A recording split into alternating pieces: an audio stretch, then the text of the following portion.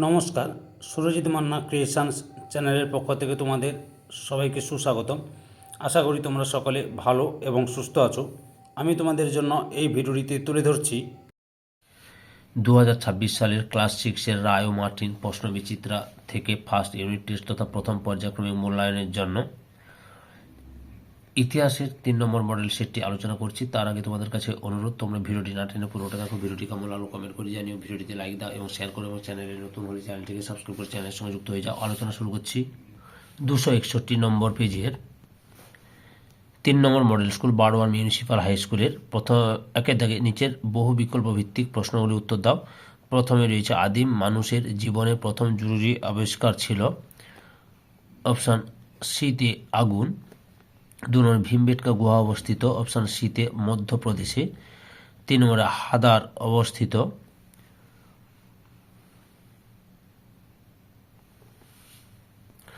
সঠিক উত্তরটি হল অপশান এতে ইথিওপিয়ায়। 4 নম্বরে মেহেরগড় সভ্যতা আবিষ্কৃত হয়েছিল অপশান বিতে 1974 খ্রিস্টাব্দে।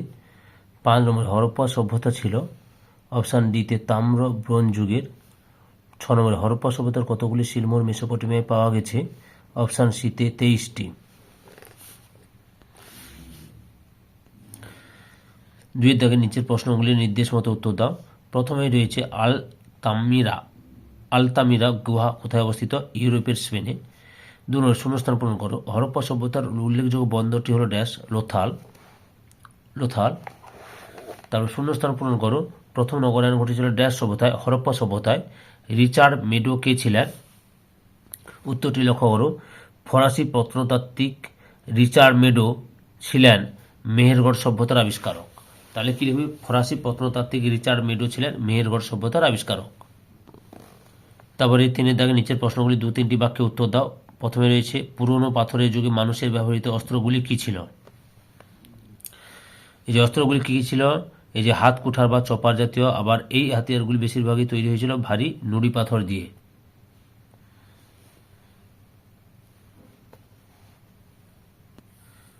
অথবা রয়েছে আদিম মানুষ যাযাবর ছিল কেন? উত্তরটি লক্ষ্য করো, এখান থেকে শুরু করবে।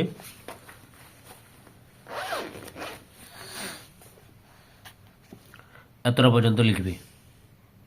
তারপর 3 নম্বরে রয়েছে সিটাডেল কি? উত্তরটি দেখো, এখান থেকে শুরু করে এতটা পর্যন্ত লিখবে সিটাডেল। অথবাতে রয়েছে মেহেরগড় সভ্যতার প্রধান ফসলগুলি কি কি? গম ও যব। এরপরে 4 দাগে 4-5টি বাক্যের নিচে যে কোনো 2টি প্রশ্নের উত্তর দাও। প্রথমে রয়েছে আগুন জ্বালাতে শেখার পর আদিম মানুষের কি কি সুবিধা হয়েছিল? উত্তরটি লক্ষ্য করো, এখান থেকে শুরু করবে তোমরা।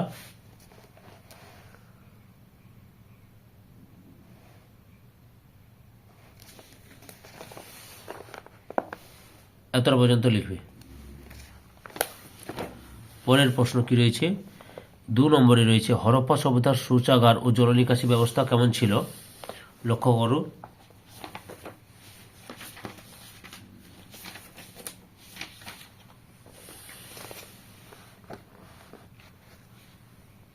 উত্তরটি তোমরা এখান থেকে শুরু করে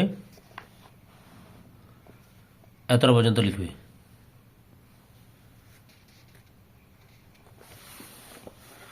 তারপরে কি রয়েছে?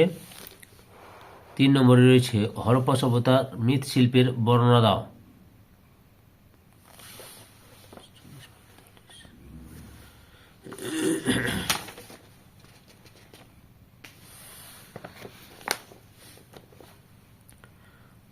উত্তরটি লক্ষ্য করো, এখান থেকে শুরু করবে তোমরা। এতটা পর্যন্ত লিখবে।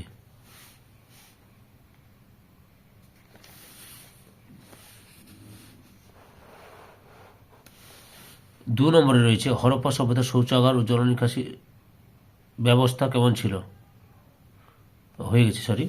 এরপর 5 দাগে কি রয়েছে? নিচের প্রশ্নগুলির 8-10টি বাক্যে উত্তর দাও। বিকল্প প্রশ্নগুলি লক্ষণীয়। প্রথমে কি রয়েছে? নতুন পাথরের যুগে মানুষ কিভাবে কৃষিকাজ শিখেছিল?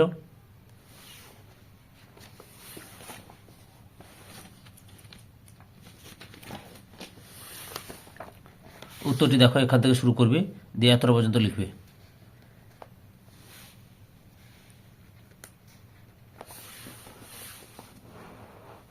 এর ফলে মানুষের কি সুবিধা হয়েছিল?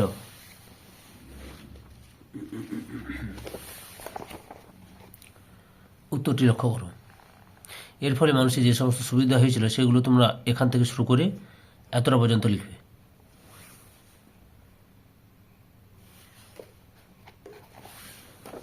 পরের অথবাতে রয়েছে প্রাচীন প্রস্তর যুগে মানুষের জীবনযাত্রা সম্পর্কে সংক্ষেপে লেখো।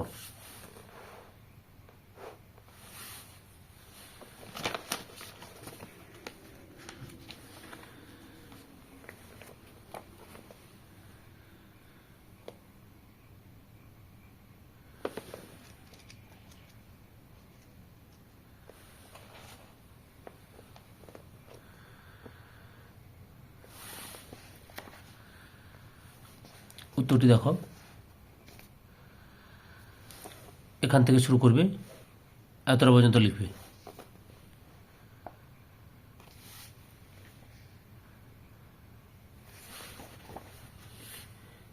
দুইতে রয়েছে হরপ্পা সভ্যতার যোগাযোগ ও যাতায়াত ব্যবস্থা সম্পর্কে লেখো।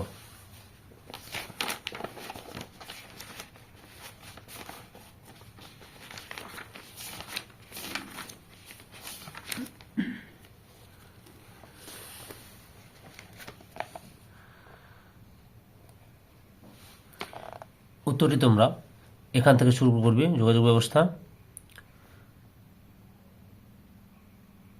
এতটা পর্যন্ত লিখবে। এখান থেকে শুরু করে এতটা পর্যন্ত লিখবে।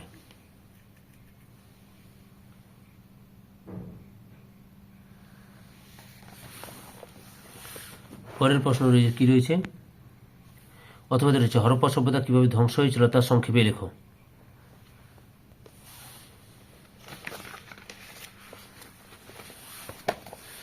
উত্তরটি দেখো, এখান থেকে শুরু করবে, এখান থেকে শুরু করবে, পরপর দেখে না।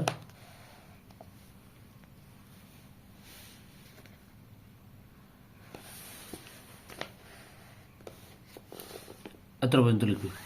ধৈর্য সহকারে সম্পূর্ণ ভিডিওটি দেখার জন্য তোমাদের সবাইকে অসংখ্য অসংখ্য ধন্যবাদ। আজকে এই পর্যন্ত, পরবর্তী ভিডিওতে আবার দেখা হবে। Tata, bye bye.